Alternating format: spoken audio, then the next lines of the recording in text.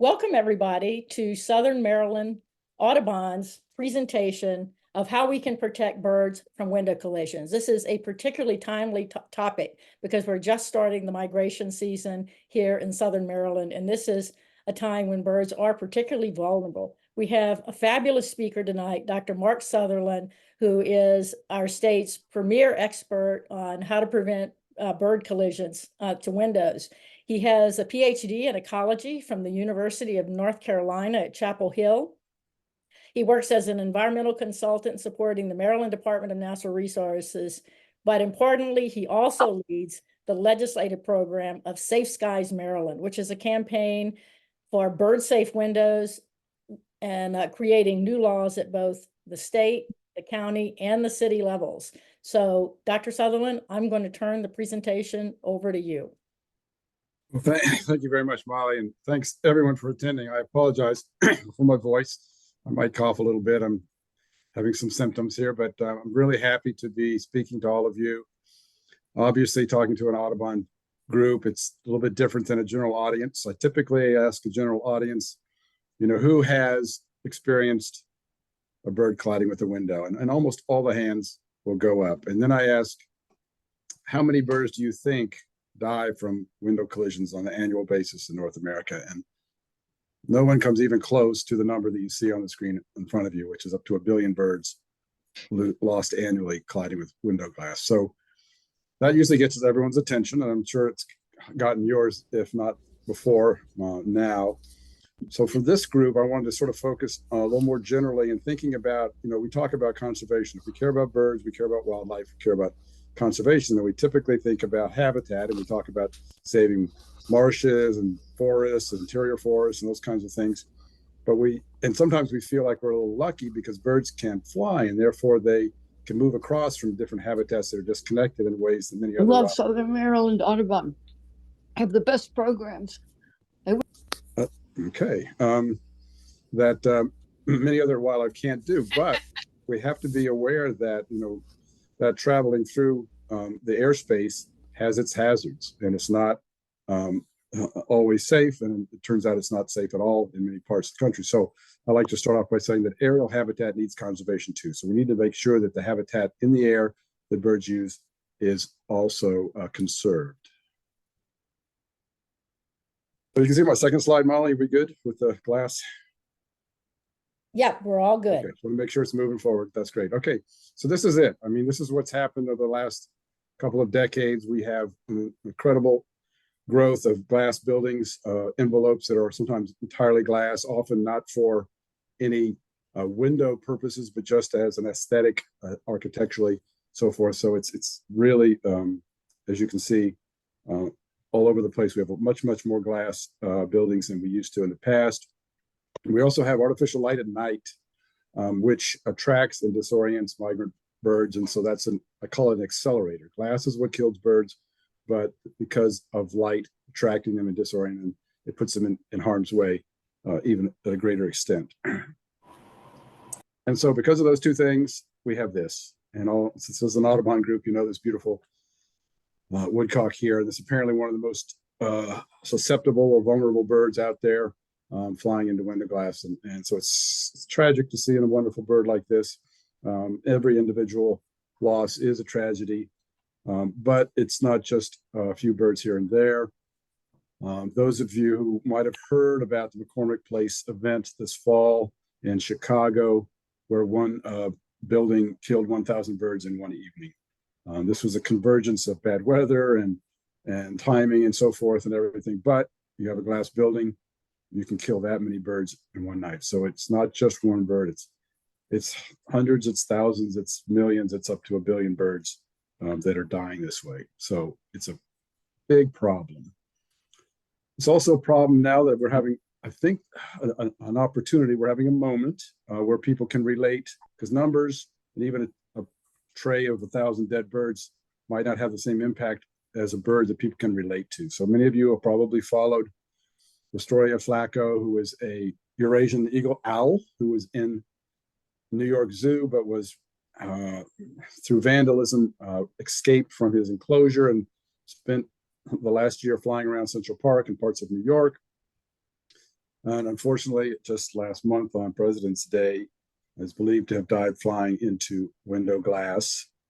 It was super tragic, but I think what it has done is given us an opportunity to reach a larger audience. Those of you that watch SNL, it's probably a lot of people on SNL have never thought about birds or anything in the past, but it was a feature of their weekend update just last Saturday. So a lot of more people know about Flacco, and they understand that birds now fly into windows. Probably millions more than knew it before this SNL episode. So that's a good thing. So we recognize lots of birds die. Well, what kind of birds? Is this a big deal? Non-environmentalists will say, well, nature's tough and animals die all the time, and that's just evolution and natural selection. But while most deaths are the older or the infirm through life, they preferentially die. But in this case, every kind of bird, every age, every fitness will die flying into window glass.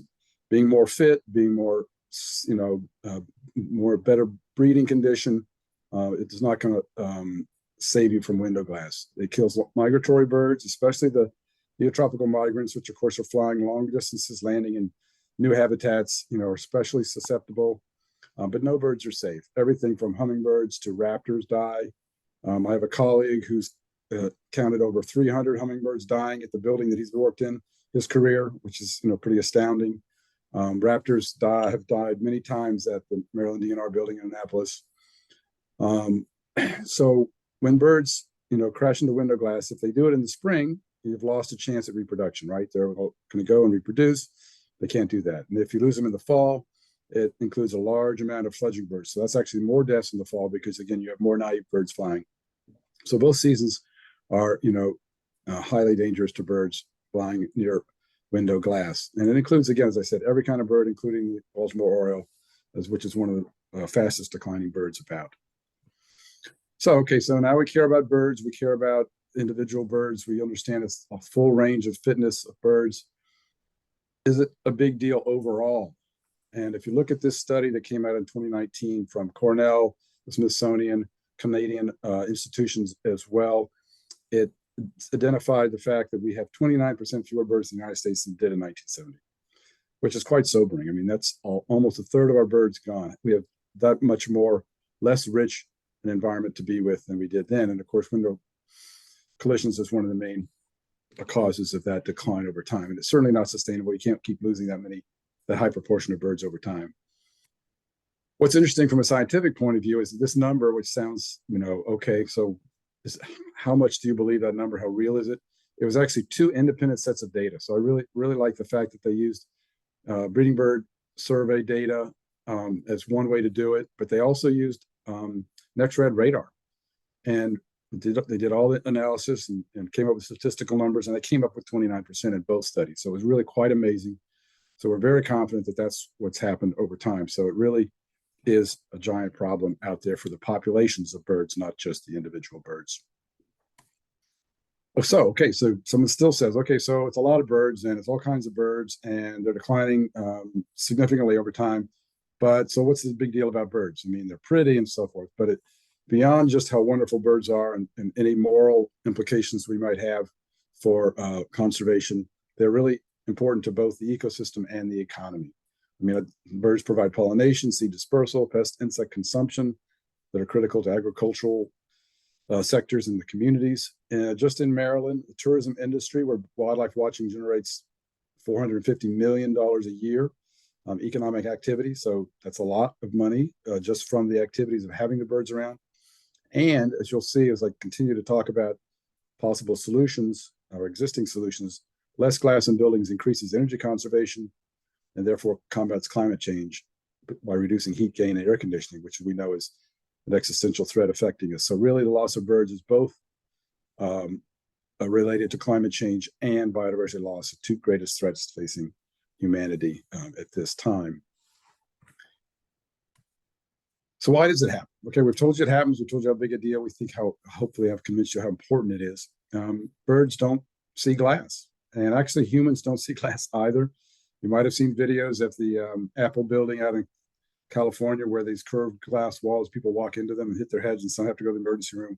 If you don't have a cube, humans have the rectangular frame of a window saying, okay, that's a window, but birds don't understand that cue and they don't see it. Their vision varies, but it's very similar to ours. And so they may see blue sky reflected in the glass. They may see habitat reflected in the glass and want to go to those places. They may see glass with something on the other side of it that they want to go to, some kind of vegetation, or they may see two windows lined up, like a skyway, and want to fly through that apparent tunnel for them to go through. Here's the example of reflected habitat, which is the vast majority of what you see out there that are causing problems. If you look on the right-hand side of the picture, you'll see a tree, and you'll see a tree's reflection, and they look pretty much the same. You can certainly understand how a bird could go to the window thinking it's the actual tree. Here's an example in DC at the Thurgood Marshall Federal Building, where they have a wonderful atrium with these beautiful live plants in there, but all covered by glass, and birds, this has been studied for more than 10 years, fly into that glass and of course die trying to reach those trees behind the glass. So we have gotten them to turn their lights off more often, and it's improved the situation, but there's still birds dying because of that effect of a fly through. And here's a real fly through. This is again, a causeway with glass on both sides, and birds think they can just fly straight through. Perfectly makes sense that they would be able to do that, but of course it's not possible. And then places you might not even think of, bus shelters. Okay, we think there's a bus shelter and you have glass there. There's a bird that flew into this glass right here and did not survive. Glass barriers like these guardrails. I mean, they're super cool looking, right? Because you can see the whole thing. This is the new development in downtown Columbia, where we were working first with this to get some treatments and some purpose-built bird-safe buildings. Here's a bird that flew into that glass guardrail. So that's all really sad and all very daunting and sobering. But the good news is we have a ready solution. This is what I want to get the point across to folks. We've got a place where science meets green building. The people who build buildings and design buildings have gotten together with the people who've done the science and come up with solutions that are really, really relatively easy to do. Dan Clem at Muhlenberg University in Pennsylvania was one of the first people to come up with this. He's published a new book in the last year or so called Solid Air. American Bird Conservancy has done a whole lot on this, doing the science as well as the advocacy. And the U.S. Green Building Council, working with ABC, came up with the standards. We now have a LEED credit, which is leadership in energy and environmental design credit for building a greener building that includes bird collision deterrence. And it's called an innovation credit that's available to get more credits towards your green building certification. How does the science work? Science is pretty cool. They have these flight tunnels. So Clem had them, and there have been some in Pennsylvania that ABC's been using, and now there's one here in Maryland at Washington College. And you basically have two windows at the end of a tunnel, and there's, of course, a mist net in front of the window so the birds do not hit it, but they can fly either out of one or the other. So one is just a clear window, and the other one is treated in some way so that every single possible geometric color, shape, size, even using UV patterns can be used to see if they're effective. And the results of these studies tell us how effective. And based on that result, a threat factor is assigned to that kind of window treatment. And if you have a threat factor less than 30, it's considered bird safe. So what are those treatments? So birds know how big they are. I mean, they're amazing flyers. Songbirds are about 2 inches high and 4 inches wide. And that's some of our smaller birds. Everything pretty much other than hummingbirds are of that size. And so they will not try to fly through anything that they can see that is less than 2 inches high or 4 inches wide. So, okay, so let's make sense. So what kinds of patterns can we put on glass that they can see in that density? So here's some examples using the 2x4 rule. You can see, again, if you just have horizontal lines that are less than 2 inches, the bird won't fly through it. If you have vertical ones that are less than 4, they won't try to fly through that. If you have dots, you can just have the dots because, again, as long as they're dense enough in space, the dots don't have to be more than like 1/4 of an inch. So they're quite small. The birds will not try to fly through it because they'll see it ahead of it. And they said, I can't fit through there and I'm not going to go through there. So here's some examples. So what you're seeing there on the left is the Maryland DNR TAWS building in Annapolis, and that's been treated with film of dots that Safe Skies put up there over the last few years. On the right is a purpose-built a building for BirdSafe at the Howard Community College, which is the first one under the new Howard County law. And those are vertical lines. This on the left is the flyway. I think that's the causeway that I showed you, where Ann Lewis in DC said to the convention people, "Hey, you're killing birds here," and they went up and they put up these lines here, and they don't kill birds anymore. It's quite simple to do. The aquarium was also treated, not only their sign here, which they did first, but also the entire pyramid of glass above the tropical exhibit is now bird safe at the National Aquarium in Baltimore. Here's a couple of nature centers, which are obviously some of the first places that are willing to do this. These are two in Howard County where I am. Howard County Conservancy did the dots. You can see the white dots on the outside, so they're very visible to birds, even though they're small. You can see art that was incorporated into that design. On the left is the Robinson Nature Center, not far across the county, and that's from the inside, standing about a few inches away. Because they're black, they're harder to see, and if you step back a few feet, you don't see them at all from the inside. This is my personal house, so I have a lot of windows because I like to see the nature, and I'm surrounded by trees on all sides. And when I had my epiphany about this and learned about it, my personal story is that I worked for Maryland DNR as a consultant on wind power siting, and we were doing a lot of research as to what was the danger to birds of wind turbines, and we figured out the size and the lighting and how these things should work for birds to be safe. We determined that bats were at more danger. We came up with some operational restrictions to protect bats. But in reading that literature, I realized that while thousands of birds might die of wind turbines, millions upon hundreds of millions of birds were dying flying into window glass, and that was a big problem. And so when they began to build glass buildings in downtown Columbia, I figured we needed to start doing something. So I had to do something in my own house. So I hung up what are called Acopian bird savers, and I'll mention those in a little more detail, but they're 4 inches apart. You can sort of see them, you can sort of not see them. The birds see them, and I haven't killed any birds since I put those up. And that's not just around here, the United States, across the world, this is becoming an issue. There's studies going on in various countries. I believe South Korea has a national law now related to bird safe buildings. And this is in Prague Zoo, where I was a couple of years ago.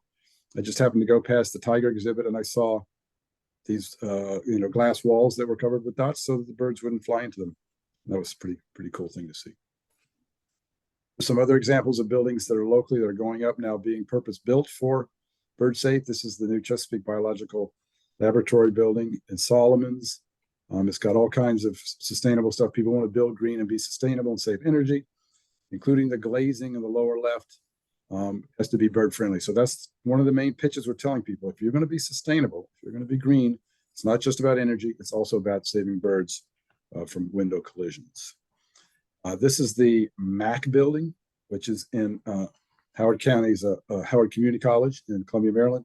And this one is being built under the new law, so it's going to be bird safe with designed for it and built for it without exterior treatments. And there's a whole combination of things you can do, all kinds of different shadings and grids and so forth, and different kinds of treatments of glass you can do. And it's the amount of glass you have and so forth. It's all worked out based on that green building LED credit. And there's a number of firms like Ayres & Gross, which does this one and has done work at the aquarium as well, that can get this done. This is just showing a variety of different things that you can do to provide bird safe facades to your building. This is what it would look like at night. Again, on the lighting side, while bird glass is really the most important thing, keeping lighting going down and being more warm colored and being at the minimum, not past the maximum intensity is good for people, for their health, good for insects, good for other wildlife, good for birds. So that's part of the lead credit as well, is having the correct lighting at these facilities. So those are examples. Hopefully they make sense, and you can see that this is getting done. It's a real thing. It's not some pie in the sky idea that we have. Sort of summarize why we're doing this, because as I said, the very second slide, there's giant glass buildings going up everywhere. Again, it's sort of an architectural approach. My architect nephew says it's architectural bling. He says it's really lazy architecture. Really, I mean, it's just throwing up glass and making it look modern. It's not effective for energy or for aesthetics, or certainly not for birds. So we have this new innovation credit for bird collision deterrence. And of course, the first people ask, how costly is it? And it's really all the architects, and I have the American Institute of Architects testifying on all my legislation, that is cost neutral in the design phase, because you can design buildings with various design features, different kinds of glass, different kinds of facades, and it's really cost neutral because it doesn't cost more than doing it the wrong way. If you were to have a design already in place and would switch out your glass at the last minute from a very cheap glass to a bird safe glass, it might cost additional for the windows. But the analysis we did in a case like that was it was still 0.125 of the cost of the building to just switch out the glass, even when you did it wrong. So very cost effective to do this, and it saves money over time through less air conditioning, because even though you're only, covering less than 10% of the window, you do reduce heat gain in the building. So that's a good thing for energy conservation and climate change. I mentioned a few other buildings there. That's my wife actually putting up this treatment at the TAWS building in Annapolis.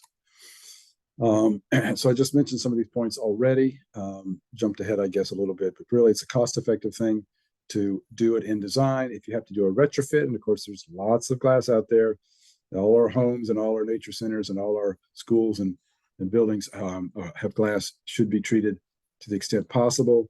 We looked at the cost. Really, the cost of the materials is very low. It's really mostly the installation. If you have high windows, you need a crane or you need ladders and stuff, it can be more costly. But typically you can do a nature center, anything from $1,000 to $10,000, depending on how complicated it is to do a retrofit. So again, relatively cost efficient. Does it work? That's the other question you always get. I believe you, it sounds really terrible, but and the solution, does it really work?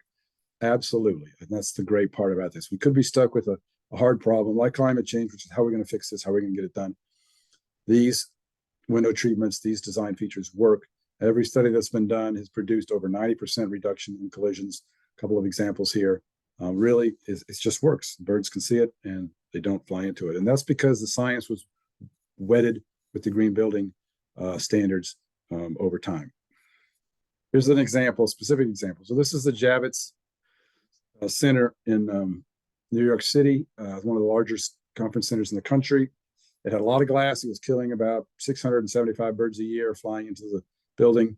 And they said, well, we're going to expand the conference center and we want to have more glass. We want to make it all glass. And they said, fortunately, Bruce Full was the architect and he knew about this issue of bird collisions. And he said, well, you can do these different things. And you can do lines, you can do dots, you can use different kinds of things and shades. And they said, okay, give us some dots. And they picked the dots. And so this thing is built with all this glass. You certainly can't see the dots unless you're like really close to it. The birds see them as they get close. And it has reduced from the 675 birds a year to like 6 birds a year. And that includes having green roofs on top that are attracting even more birds. So again, a really great success story. It actually also, the energy reduction at the Javits is by 25%. So it's a winner on all cases.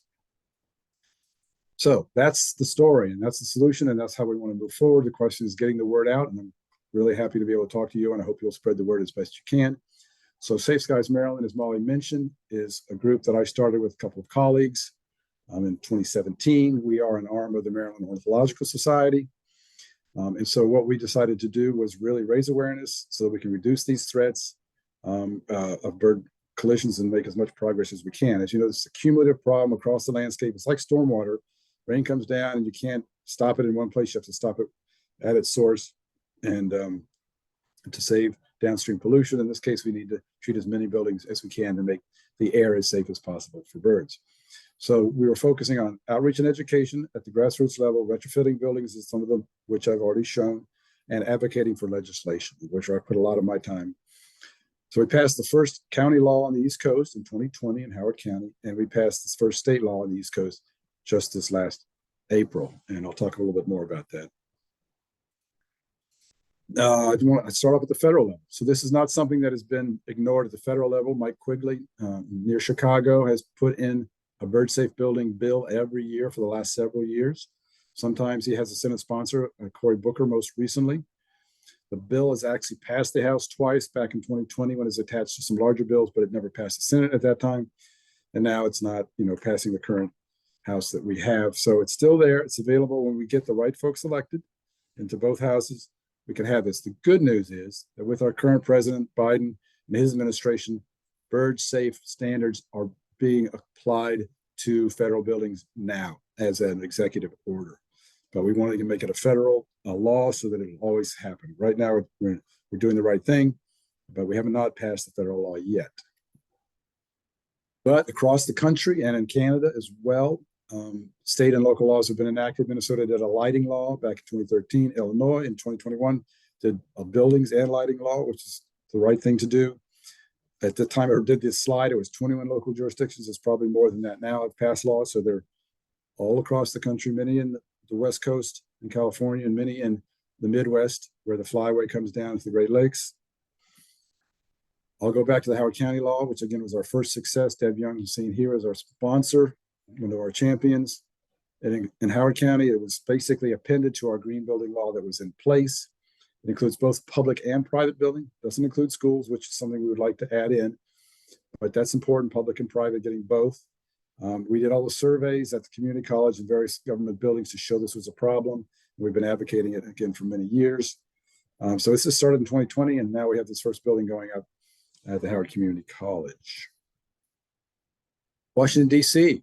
came in and passed the law, actually just before we passed our state law in Maryland, but theirs does not go into effect until October of this year, while ours is already in effect. This is another good law with some subsidies available to offset cost. It was passed unanimously, and this was, again, supported by Lights Out DC, which had done a lot of surveys and provided advocacy on the DC law, which was the second city in the East Coast after New York City, which was the year before. So here's the state building, which we worked, state sustainable buildings bill, which we worked on for 5 years.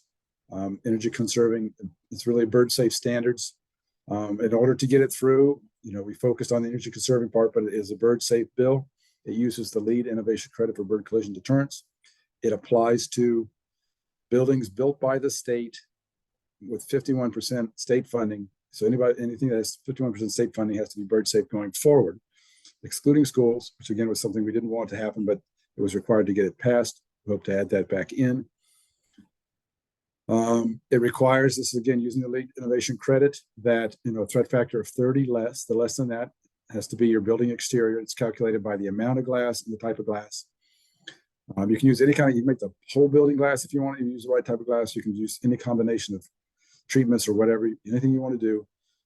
Lighting has to be reduced from midnight to dawn, as I said before. That's going to apply to existing buildings. So over time, all of Maryland state buildings will have the correct lighting, which is really important as well.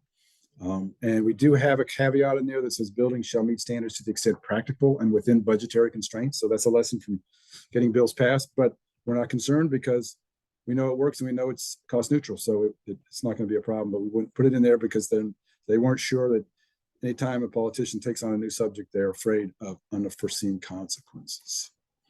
So here it is. This was the actual final vote on passing HB 6 last spring, passed with 25 minutes to spare in the session by a vote of 91 to 26, and it was bipartisan. And here it is, this bill being signed in May 8th with governor's $1 million smile there in the middle and the various advocate teams, myself, Safe Skies, some Audubon folks as well here in the picture. So Safe Skies is again here to help. I'm happy to make this talk anywhere and any place. We can help survey or at least design surveys for people doing collisions. Some people say, well, yeah, it seems like a big deal, but it's not my problem where I am. I know people told me that in Colorado, they were saying the same thing, and they went and did surveys for a year, and it was just the same problem there. It's the same problem everywhere. Birds fly into windows across the country. So, but if it takes a local survey to prove it, that can be done. It just requires people to walk for a very short period of time, maybe an hour in the morning. You can cover a bunch of buildings. You look at dawn to see what birds have collided before they're scavenged by raccoons and crows and cats and whatever. Or cleaned up like crews, and you see them there and you count them and photograph them and you provide that evidence. So we can help you connect with the architects and window vendors. We work with a lot of them now, help you build a broad constituency. We've involved youth, we've involved hunters, and you're working with bill sponsors and affected agencies to get this thing done. This is me, Carolyn, my other co-founder, Bob Marietta, people you can talk to. And while it looks like I'm finished, I'm not. I can keep going here. I think I still have some time, and I'll talk a little bit about what you as an individual can do. And I'm sure that's the first thing everyone should be thinking. I want to do something in my house or at my place of work. I also want to advocate. I also want to talk about, legislation. I want to do anything I possibly can, but thinking about what you can do at home. And if people ask you this, when it comes up at a dinner's party or whatever, there are some myths out there. And a lot of people, when I talk to them, say, oh yeah, I put up these silhouettes of hawks and stuff like that. And I said, did the birds stop hitting the window? Say, oh, no, not really. They tried that at DNR for years and never ever worked. And that's why we ended up helping them out. The truth is that those kinds of things don't work. You have to do it the right way. And it's not the tall buildings either that are the biggest problem. You think these giant skyscrapers because there's all that glass. Well, birds that migrate are very high, way above the buildings. But they have to land and rest and eat. And it's when they're in the vegetation in the first 40 to 100 feet that's when they're really going to fly into stuff. So residential areas, commercial buildings that are in the first 4 floors, typically up to 100, almost all the mortalities in the first 100 feet, majority in the first 40 feet, as you can see from this stuff here. So residences are a big problem, as well as all low-rise buildings. So it's not the tall buildings that are the biggest problem, it's the low-rise buildings. Second myth is that, I had a bird, I heard a bird hit, but then I saw it and then he flew away, so it's fine. Unfortunately, while we would love to hope that those birds survive, all the studies show that 85+% will not survive. As you might imagine, if you flew into something hard with your head, if you didn't die from the acute trauma, you would be debilitated to the point where you couldn't feed or avoid predators or whatever. So it's pretty much a death sentence.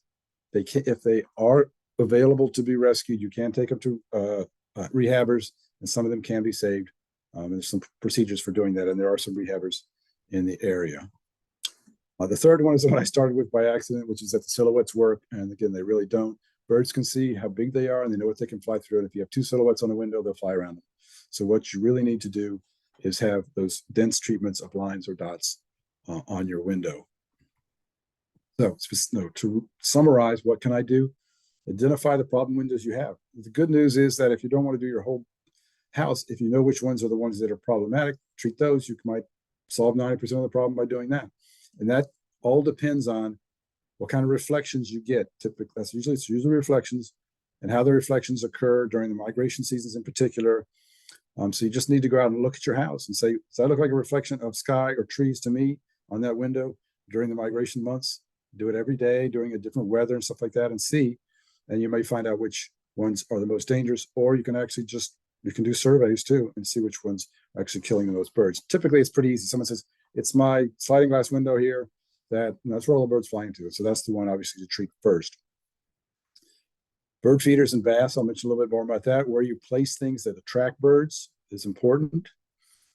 Help raise awareness of the issue. Again, talk to people about it, see what they think, provide some of these solutions and educate them on the importance of the magnitude of the problem, the importance of the problem, and what they can do to solve it. I'm certainly happy to have you join us on any activities you might want to undertake. So again, some very specific things with some pictures. Bird feeders attract birds, and it's wonderful to see birds, and I'm an advocate of seeing birds. Bird feeders don't really support the population. That's not the purpose. The purpose is to enjoy birds. What you have is a problem. If there are more birds around, it's more likely they're going to fly into your windows. And so you should have your bird feeders within 3 feet. If they're within 3 feet of your window, the bird will not pick up enough speed to hurt itself when it flies into your window. Or you should have it more than 30 feet away, because then it's less likely to fly into your window. Although they still fly into windows from any distance. But so that's an important thing. If you're not doing anything to your windows, check where your bird feeders are. I have 10 feet away, which is like super dangerous, but I have all my windows treated. I don't kill any birds because I have Copian bird savers. I'm pointing it with my left hand this way. That's where they are. My bird feeder is. If you have insect screens, you're good. You're good to go, because they basically can partially be seen, and they also cushion the impact if the bird was to hit it. So a screen window is safe in almost all cases. Vertical drawings draw across the window can sometimes be a visual cue, but you need to check it out. In other words, if you can see those lines in your window when you're looking at it in the reflections, then it will deter a bird. But if the reflection obscures those lines, then of course it's not working. So it depends on a case-by-case basis. Those Ethiopian bird savers on the left describe, and on both sides actually, it's paracord or any string, paracord being durable, that you hang. And I have mine again. I did mine whole house in probably 2 hours. I just hung them from these little J channels, 4 inches apart, and they sit there and they move a little bit in the wind, which apparently is great because the fact that they move a little bit means even hummingbirds do not will be deterred to fly through them even though they're 4 inches apart. And so this is really easy to do. And again, I did it at my house, and other people have done it too. We did it at the TAWS building originally to quickly solve the problem, and then we began to add other treatments at different windows across the DNR building. This is looking at a window with small dots on it. It's approved. Outside, it's white, and from the inside, it's gray, and you really hardly can see it. Certainly, you can't see it from any distance. This is again just some other examples looking really close at different dots that can be done inside outside. This is Robinson Nature Center. And with that, I think I'm at about 40 minutes. And I just want to mention some sources. The Audubon Society itself, of course, is doing a fair amount on this, but the American Bird Conservancy has a lot of great information. Every window type, window treatment of glass or treatment that they have tested is on their website. And it's like, it was more than 70 the last time I checked. And they have the threat factors there. So all that information is available if you want to look into it and see what can be done. And that's incentivizing other vendors and folks who are doing this stuff, and things are getting better all the time on what they want to do. One caveat is that now that this is becoming widely known and people are actually treating their windows, there are some vendors out there that will sell you products that don't work. And the products that don't work are the ones that are spaced wider than 2x4. And they may say, oh, this is great because you don't need as many dots. Well, it doesn't work. So they're it's disingenuous. And so be aware of that it should be approved by American Bird Conservancy before you use a product. And I think that's it. Mark, thanks so much for this presentation, and thanks for your tireless efforts of going around to all these city and county and legislative meetings for years now, making great progress on this problems. One question I have, and then I'm going to go to the questions in the chat box. You mentioned that more and more architects are putting bird-friendly glass in commercial buildings. Are you seeing the same trends of residential developers? Well, that's a good question because not yet. It's the commercial, because of course, it's one of these things just like solar panels or whatever new technology you might undertake. And you've seen how solar has become so incredibly cheap once a lot of people started doing it and became competitive. And same thing will happen with windows. Right now, it's only, you can see that a vendor says, well, I want to sell the big commercial products because I can sell a whole lot of windows. I can sell. So there's not a giant market for residential windows that are purpose built to be bird safe. There are some out there, I think it can be done, but it's still not quite where it should be. If you were to want to build a building or replace some windows with purpose built bird safe features, I would, talk to American Bird Conservancy and see where we stand at that moment, because they know about it. Walker Glass is one person that's talked about doing it. They do most of the commercial. So again, that you're right. Most of the home solutions at this point are treatments, which can be done with, again, those films or coping bird savers. There's actually one product I should mention, I think, just because it's the one I always recommend. It's called Feather Friendly. And this is what they do. They do it for bird safe. A lot of other vendors do films they can put anything you want, right? You put any pictures and do anything you want with film. But they do it specifically for that. And they can give you a film like we did at DNR with dots on it. And what you do is you put the film up, you rub the dots, and then you pull the film off. And it's just the dots on your window. So you only have dots. You don't have films. There's no bubbling or anything like that. Or you can get a roll, which you can just put down and do the same thing on your window. You just put it 4 inches apart. You just put the roll down. You push it. You put the dots. So it's really easy to apply. So that's the thing that I recommend to people who want to do something at their residences at this point in time. So we have a question, a follow-up to that. Someone writes that I have seen a method that uses a white marker like a Sharpie drawn vertically on the outside of a window 2 inches apart. Does that work to block birds, do you think? Absolutely, it does. You can draw any kind of art or any kind of pattern, or one of the examples at the Howard County Conservancy where we did this first, we put up Copian bird savers, Solex film, dots, lines. We did everything so that people could see the different options, and we have signage We also have a window where we let kids draw on it, because that does work. So any, and if you have an emergency right now, you say, okay, birds are here. I don't want to be killing birds this spring. Just take a wax marker or any of these markers that is fairly, resistant, and just go up there and draw your lines or put your dots or put whatever you want. If it's in that pattern and it's visible to you, you're good to go. Great. So Lanny Hummel asks, do you have an estimate of how many birds die from collisions with glass in Maryland each year? I think we did that at one point, because people asked that question. Now we're on the Eastern Flyway and we have the Chesapeake Bay. So I think we're higher than average. But I haven't seen anybody do any particular numbers on that. I don't know if anybody teased out. So Scott Loss, who was at the Smithsonian when he wrote that famous paper that came up with the number, but it was also the Smithsonian. It's also the Cornell people, Fish and Wildlife Service have all been involved. But if you were to divide, the numbers of 1 billion by, the 50 states and some Canadian provinces, you would end up with, 100 million. Not 100 million. You'd have 20. We have it. Oh, I'm sorry. Have to do the math, but yeah, I don't have the number. Sorry. Now you made me think about it. Okay. And we have another question. Is there anything to keep cardinals and bluebirds from pecking on my windows to chase away themselves?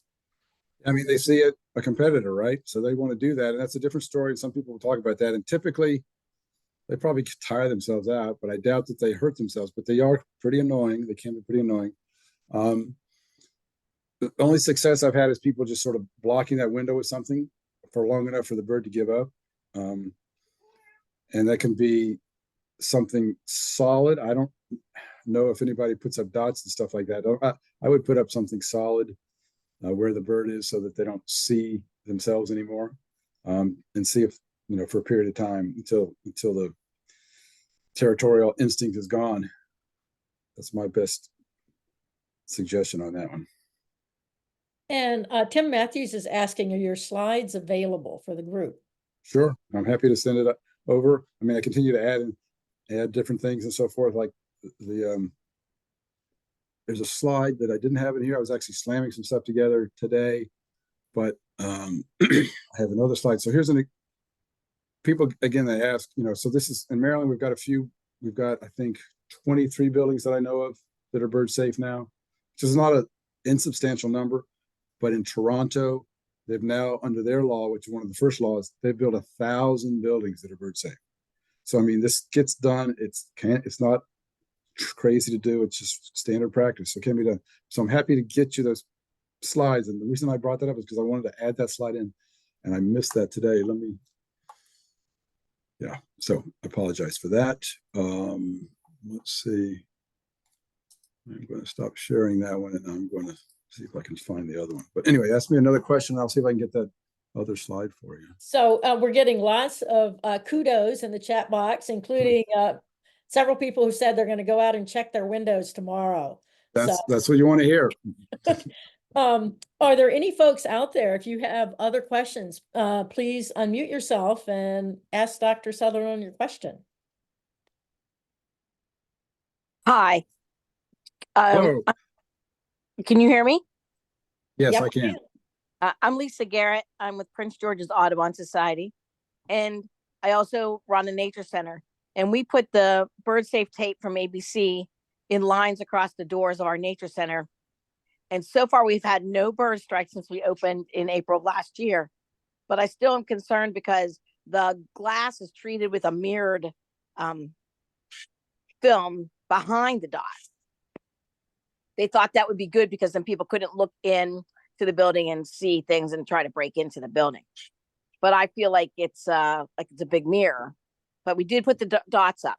Do I need to be extra careful? Do I need to put more dots up? No, I think if the birds are seeing in the mirrors means that they're going to be seeing what they see in a reflected situation, which is the problem. But if the dots are there, they're not going to try to fly through it. So I think you're good. You're good to go. Any other questions out there?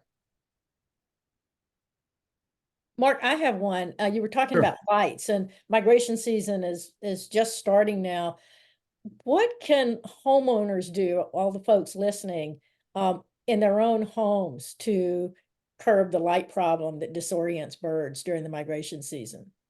Yes, I mean, everyone should have no lights on at night, outside your house. And all your lights should be pointed down. So you could have, yeah, I like the dark and I like, a natural setting, but other people want to have more lights. And if you have security concerns, you could have lights that are motion sensors, but they should all be focused down. I mean, anything that goes up is a waste of energy and a waste and a danger to birds and other wildlife. So that's the thing, is to change out your lights to make sure they're done. There's a lot of standards out there now. We've got a bill that I'm working on actually right now in the legislature to make sure that all state buildings and highways and parks and stuff have the correct lighting. And the lighting is, again, minimize the amount that you need to illuminate a space. Don't waste the light. Make sure it only goes down. Make sure it is warm colored. With all these LED lights, which are great because they're so energy conservation and they don't produce heat, but they've been bluer, and that kind of blue light is bad. It's much more disorienting. It's bad for humans. It sort of throws our circadian rhythms off. So it needs to be a warmer color spectrum, and people are moving that way. But so in other words, if you had to just change your lights those ways, and at night, don't have any lights outside. I used to have a nice, beautiful globe light in my front yard, but I turned it off 20 years ago. I don't use it because it's just a waste of light. I'd much rather look out and see the sky than see the light in my front yard. Anything? Well, the good news about spreading the word on this is we're starting to get calls from more and more, especially public buildings, who are interested, libraries and that type of thing. And of course, they don't have money.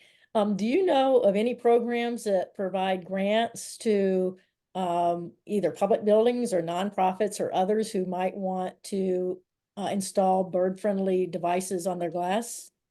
I mean, that's obviously one of the biggest things, because people are all on board, but yeah, talking to some schools and stuff, and you can go after different kinds of grants. What we did with some of the stuff that I showed you, some of the treatments at the nature centers, was we got money from bird clubs. They gave us money because it's really not that expensive. Again, when you do these things, the cost now in Howard County for the Robinson Nature Center, which is a government building, they put it into their capital budget. But we gave them a little bit of a starter grant. In other words, so some of the bird clubs, if you have funding, you can help them get started and get them going. But there aren't any large grant things out there. I would hope that as things go forward and people recognize what's going on here, that they would, the various kinds of things to green your buildings, save energy, would include funding for bird safe glass as well. But I don't know of any, so I'm sorry to say. No, great, thanks. Last call. Any other questions out there? Mark, thank you so much. Where can we get the dots? So you can just go online and look up Feather Friendly, and they have a website, and they'll mail them to you. There's some places that sell them. We sell them at the I think Robinson Nature Center has them and stuff, but we're on the online economy, right? So you just go search for Feather Friendly and you'll find it. Great, thank you. And thanks so much for this presentation. It couldn't be more timely. We really appreciate you spending the time with us. And just a reminder to folks to tell your friends, this will be up on our website in a few days, where it will live forever and folks can tune in. So thanks so much, everybody, for joining us. And thanks so much, Mark. And everybody have a great night and go out and check your windows tomorrow morning. Okay, and I found that other slide. I'm going to add it in and I'll send you the presentation. Great, thank you. You're welcome.